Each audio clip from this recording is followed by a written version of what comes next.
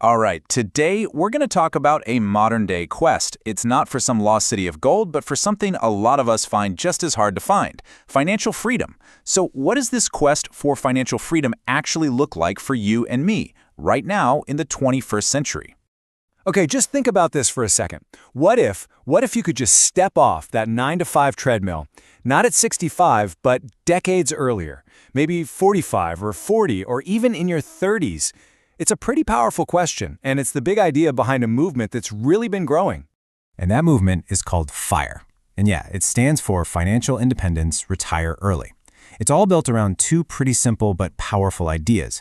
Save a huge chunk of your income, we're talking 50%, maybe even more, and then invest it aggressively.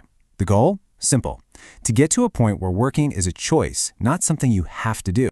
So, let's talk about the goal of FIRE. How do you answer that call to adventure? I mean, how much money is actually enough money? Well, turns out the FIRE community has a pretty clear rule of thumb, a kind of North Star for their journey.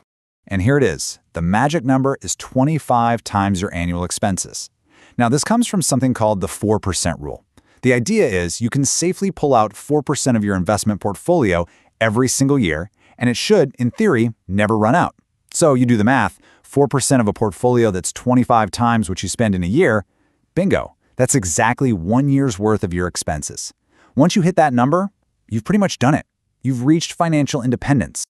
Now look, this whole idea didn't just pop up overnight. The seeds were actually planted way back in 1992 with a book called Your Money or Your Life. Then things really took off in the 2010s thanks to blogs like Early Retirement Extreme and the really popular Mr. Money Mustache. They built this whole online community that finally just exploded into the mainstream around 2018. Okay, to make a quest like this even possible, you need a secret weapon. I'm talking about a force so powerful, it's been called the eighth wonder of the world. And that is, of course, the power of compounding. You know, there's this great quote, often attributed to Einstein, that just nails it.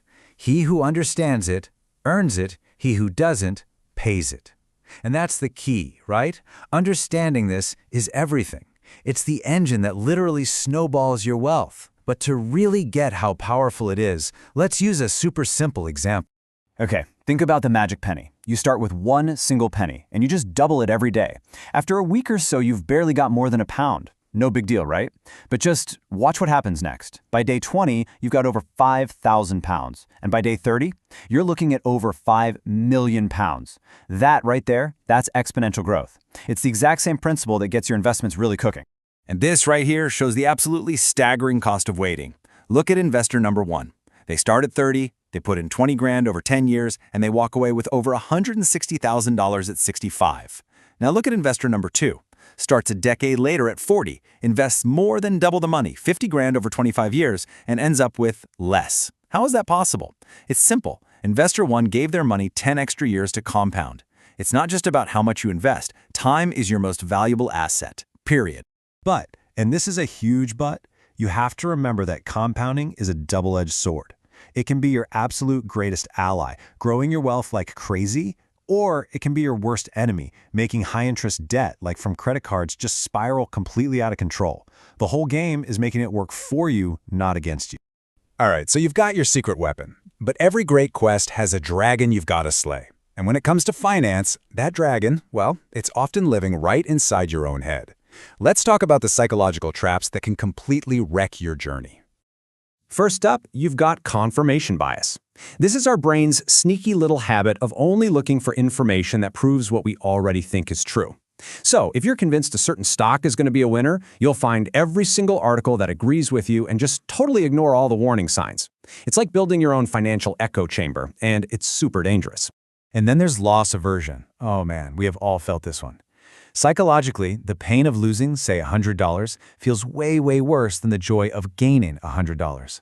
And that fear, it makes us do totally irrational things, like panic selling when the market takes a nosedive, which is almost always the worst possible moment to sell. And finally, let's talk about anchoring. This is where we get stuck on the very first piece of info we hear, like the price we first paid for a stock.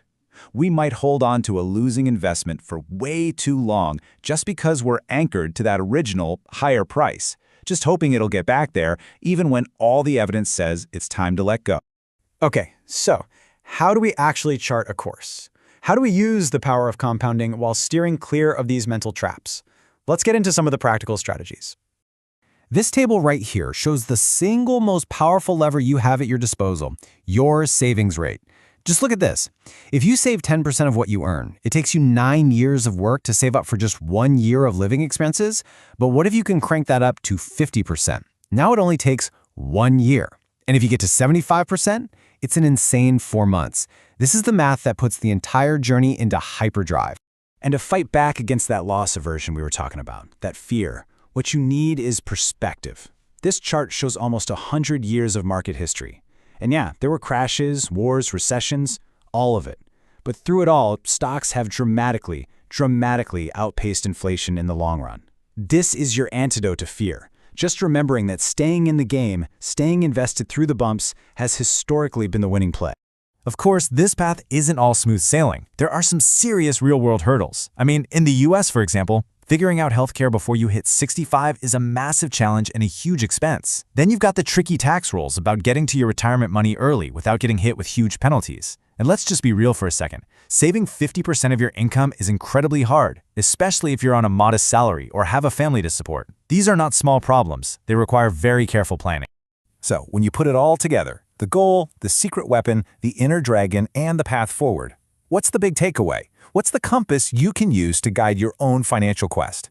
You know, it really just boils down to 3 simple rules. Rule number 1, start early, like as early as you possibly can. Time is your absolute superpower. Rule 2, be consistent. Put your savings and investing on autopilot so it just happens, and then do your best to ignore all the short-term market noise. And Rule 3, know yourself. You have to understand your own biases so you can stop them from messing up your brilliant plan. At the end of the day, it doesn't really matter if you're aiming for full-on fire or you just want a little more financial security, a bit more breathing room. This is your personal journey. It's really about figuring out what enough truly means to you and then building a smart, deliberate plan to get yourself there. You see, the real question here isn't about whether you can retire at 35. It's about designing a life that you don't feel the need to escape from in the first place. So I'll leave you with this. What's your financial quest?